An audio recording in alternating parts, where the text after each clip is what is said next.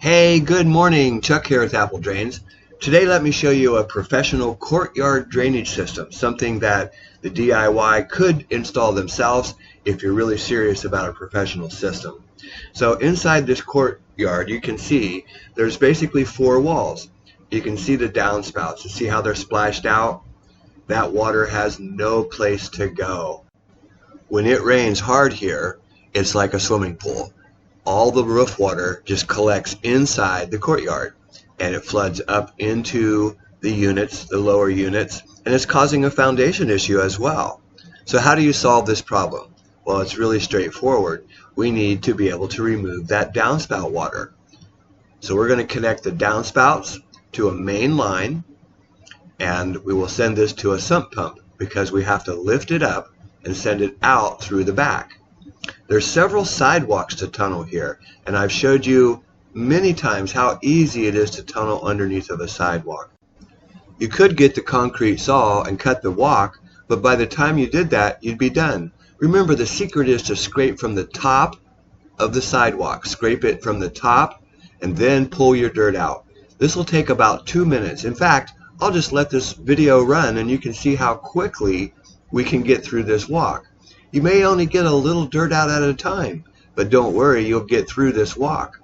You can see on the other side, Joe is actually digging the main line, the trunk line. We call this a main line. So the drain tile, the downspout drain, it will tie into this main line. I am going under the walk because we have to get underneath this walk. This is usually a fairly straight line. It doesn't have any turns in it. You could attach catch basins to this, which we are going to do because catch basins are going to be needed here. This is a courtyard, and when it rains, water just fills up in here. It has no place to go. We have to give it a place to go. So we're going to add catch basins, we're going to send it to a sump pump, and we're going to lift it up and send it out through the breezeway. Very easy project. We do this every day. I just posted a video about courtyards and how we maintain the systems and how important the catch basin is. Tunneling the sidewalk really kind of tends to turn people off about doing this job yourself. That's why I show you the video. And it is something that I promise that you can do in less than 10 minutes. In fact, I think this took 3 minutes to get through this sidewalk. And granted, it is in sand, but I've showed you hundreds of videos where we tunnel underneath the walk in clay as well. It's the same principle. We're almost through here. And there's even an electric line right beside where we're tunneling. Luckily it's in a conduit, and that makes it much easier. But you can see we're all the way through. Joe's going to clean out the other side, and we're almost ready to lay pipe. The main line, the main drain tile line, you can see we're down about 20 plus inches or so. We've got to maintain that fall over to the sump basin. You're always going to have obstacles when you dig. Here's a piece of driftwood that's petrified. It's actually an old tree, and they kind of like how that looks, so they're going to leave that there. We're going to tunnel underneath of it. You're always going to have obstacles as you dig, and just take your time. You can get through this. You can see there's a lot of electric lines here, and these are called private utilities, so the locators do not locate private utilities. We're going to hook up existing downspouts and future downspouts. You can see the little lateral coming over there. We'll add some catch basins. But first we need to set up the sump pump. Okay, it's time to set up our sump basin, and the sump basin comes with 2 nipples, and they're usually at the right depth. If not, you can always drill a 4-inch hole to accept your inlet line coming in. Real simple. Get a sharp hacksaw.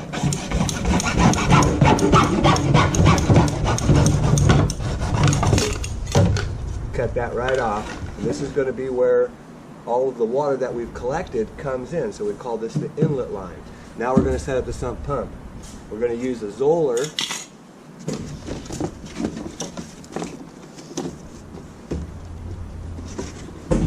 We're using a Zoller M98. It's a 1/2 horsepower pump. This pump is extremely powerful.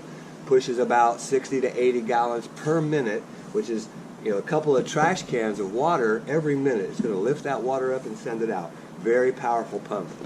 To set that up, this pump's heavy. It weighs about 35 to 40 pounds.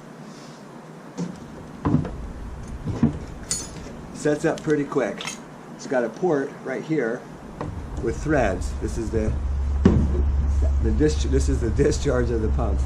We're going to start with a male threaded 1.5" adapter, and we screw this in here hand tight as we can make that with our hand.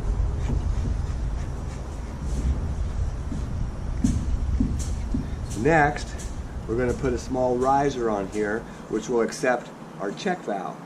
In the riser, before the check valve, you need to drill a 3/16 inch hole. I already drilled that. We're going to put this in here. We're going to glue this piece up.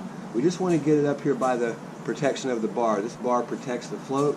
As the float comes up and down, that just protects it, make sure it stays in place. So we're going to go ahead and glue that up. Good PVC cement. We're going to go ahead and glue both pieces, the riser and the adapter. Stick that in there, twist it a little bit, and press and hold. Just because it's liquid at this point and it can kind of pop itself back out of there. Within a few seconds, it's solid. Next, we're going to put on the check valve. The check valve only allows water to flow one direction. Because we're lifting this water up, we don't want the water to come back down. So it has a little valve inside that prevents the water from going back down. This is held together with no hubs and stainless steel clamps. It lasts forever. It's very strong material. Don't worry about that. So slide that on. And then using your handy dandy Black & Decker with a 5/16 inch nut driver, we're going to tighten up these no hubs.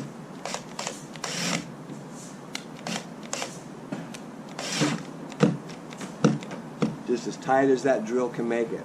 We want to tighten up the other no hubs. We leave the top one loose because we're still bringing this up. Now we're ready to go ahead and install everything to this point.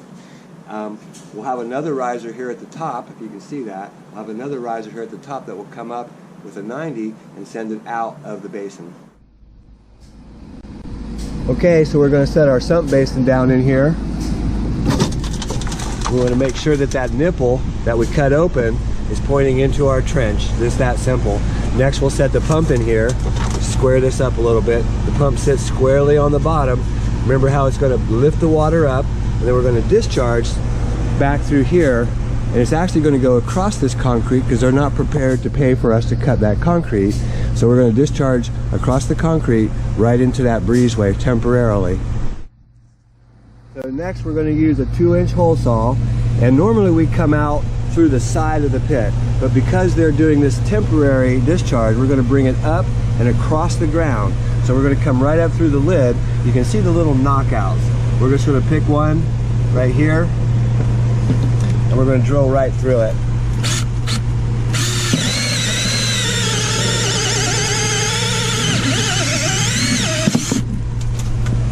You'll notice that the knockout is also 2-inch because it's a perfect size for 1.5" pipe. Now we're going to be able to send that riser up through the lid and be able to discharge. Okay, so we've plumbed a temporary discharge. Remember, normally we want to put this underground, and it would be underground. We'd have to saw cut this concrete, which is what we'll do in the future. But the association here, remember, this is a condo, and so the association just doesn't have quite that much money. We temporarily plumbed it out and let it turn into the breezeway, and we'll let it discharge across the breezeway. So we're putting down the 4-inch corrugated. This is solid pipe, and it actually begins clear up there at the downspout. We're going to put a catch basin in, one there, one here, and another one to help pick up the surface water. You can see all the sidewalks that we had to tunnel. Remember, I showed you how to do that. Real simple. Pretty straightforward job. Something that you could do yourself, although there's lots of homeowners here. Most of them are retired, so we're going ahead and installing all the system. So in addition to the downspout drains, we're also adding some catch basins. The catch basins are going to help collect that surface water. As you can see, this is a courtyard and it's surrounded by 4 walls. So as water falls into this area, it has no place to go. These catch basins, we've got one there, On the other side of the sidewalk, we've got another one. We're going to put in 2 more basins along this line to help pick up the surface water that floods the courtyard when it rains. You know, if you're watching these other videos about French drains, I think that's great. Gets you excited about installing your own system. And that's what we really want you to be, is excited, because it's a difficult job. But you know what? If you're not going to install a catch basin, you're really going to have some problems. And I challenge any company to say they can do what we do. We've been installing drain tile for over 30 years, and all of our systems still work great. Okay, so basically we're backfilling. Remember how this system works is we've got catch basins. They're picking up surface water that floods the courtyard. We've got the downspout drains attached to the system. You can see here's a downspout drain, and there's another one in the front corner. We're just backfilling. Those downspouts come down, they come through the line, another catch basin. Everything goes over to the sump pump. That's the heart.